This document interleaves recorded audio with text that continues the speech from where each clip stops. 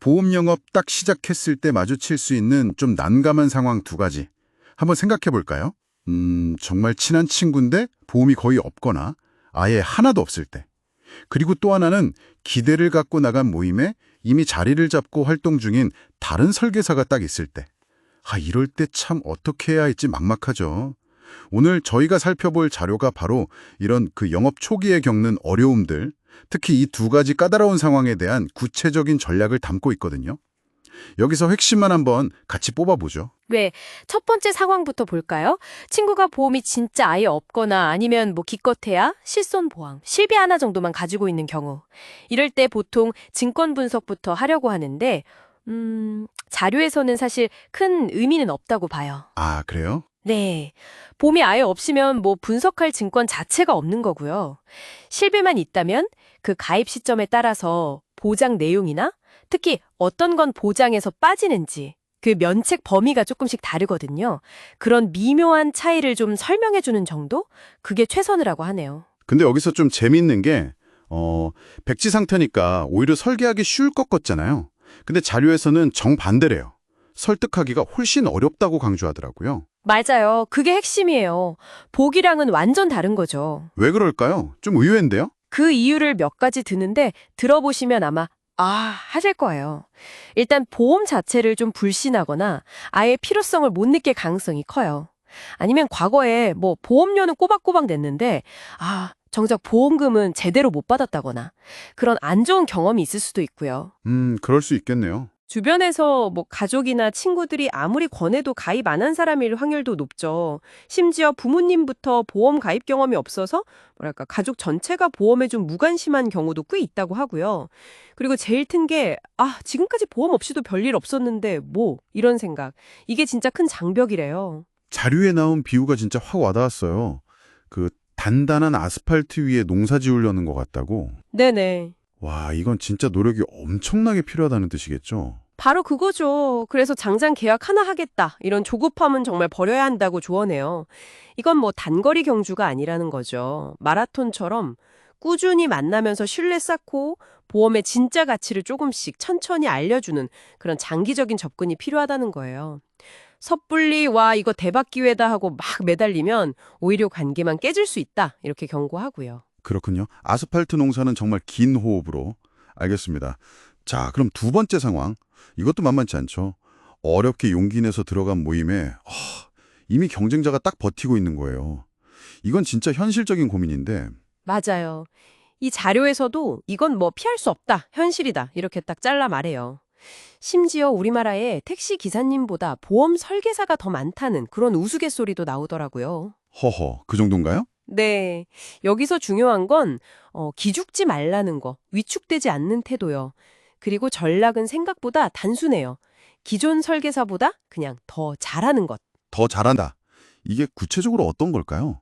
그냥 얼굴 더 자주 비추고 그런 건 아닐 텐데요. 네, 아주 좋은 질문이에요.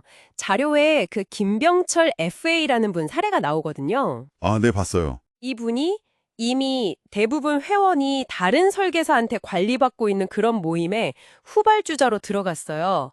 근데 단순히 열심히만 한 게 아니고요. 기존 설계사가 혹시 놓치고 있을 수 있는 그런 회원들의 아주 작은 필요까지 먼저 챙겨주고 세심하게 또 꾸준하게 이런 걸로 차별화를 한 거죠. 아하. 그래서 결국에는 회원들 마음을 얻어서 자연스럽게 이제 기존 설계사를 대체하게 됐다. 이런 이야기예요. 여기서 강조하는 게 꾸준한 참여, 그리고 진정성 있는 관계 맺기.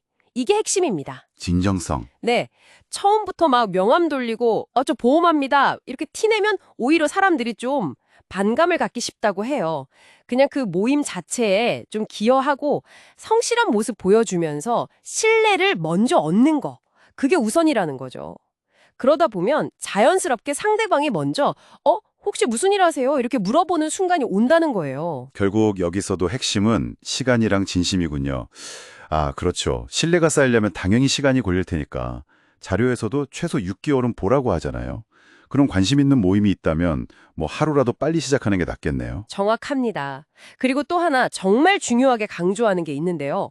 억지로 하지 말라는 거예요. 억지로요? 네, 내가 진짜 즐길 수 있는 모임 그걸 선택해야 꾸준히 나갈 수 있다는 거죠. 예를 들어서 뭐 캠핑 모임 같은 게 장시간 같이 있으니까 친밀도 높이기 좋다고 추천은 하지만 내가 캠핑을 싫어하면 아무 소용 없다는 거죠. 하하, 그렇죠. 그건 고문이겠네요. 듣고 보니까 이 두 상황 모두 결국엔 나 자신을 어떻게 관리하느냐, 이게 관건인 것 같아요. 특히 그 모임 활동 관련해서 자기 관리의 중요성, 이것도 좀 나오지 않았나요? 네, 맞아요. 아주 중요한 포인트예요. 이 자료에서는 이 일을 아예 개인 사업으로 보거든요. 개인 사업. 네. 그래서 자기 관리, 특히 그 규칙적인 생활이나 업무 태도 있잖아요. 근태. 이게 사업의 성패를 가른다. 이렇게 단언해요. 예를 들어서 모임 때문에 막 새벽까지 술 마시고 다음날 업무에 지장이 있고 이러면 절대 안 된다는 거죠. 아, 그렇죠. 다른 사람들이 뭐 다 늦게까지 남아있더라도 나는 내일을 위해서 먼저 딱 일어설 줄 아는 그런 프로다운 모습. 이게 오히려 고객들한테는 저 사람은 진짜 믿을만하다. 내 보험 맡겨도 술 먹고 연락 안 되고 그럴 리는 없겠네. 하는 아주 강력한 신뢰를 준다는 거예요. 어떻게 보면 이 자기 관리가 이 일하면서 가장 어려운 부분일 수 있다. 뭐 이렇게까지 이야기해요. 와, 그렇군요. 오늘 저희가 함께 쭉 살펴본 내용의 핵심, 꽤 명확해 보입니다. 보험 가입에 좀 미온적인 고객에게는 조급함 대신에 끈기, 그리고 진심으로 다가가는 장기 전략, 이게 필요하고요. 또 경쟁자가 있는 환경에서는 남들보다 뭔가 한 끗 다른 세심함, 꾸준함, 그리고 방금 말씀하신 철저한 자기 관리를 통해서 신뢰를 쌓는 것, 이게 중요하다는 거네요. 네, 맞습니다. 결국 어떤 상황이든 당장의 성과에 막 매달리기보다는 신뢰, 그리고 꾸준함, 이 두 가지를 차곡차곡 쌓아가는 게 가장 중요하다는 메시지 같아요. 맞습니다. 보험이라는 상품을 팔기 이전에 결국 사람을 얻는 일이다, 뭐 이런 본질을 이야기하는 것 같습니다. 자, 여기서 마지막으로 여러분께 질문 하나 던져보고 싶습니다. 여러분이 지금 계신 각자의 분야에서 시간이 좀 걸리더라도 상대방에게 이런 신뢰와 꾸준함을 보여줄 수 있는 작지만 일관된 행동, 그런 게 혹시 뭐가 있을까요? 잠시 스스로에게 한번 물어보시는 시간을 가져보시면 어떨까 합니다.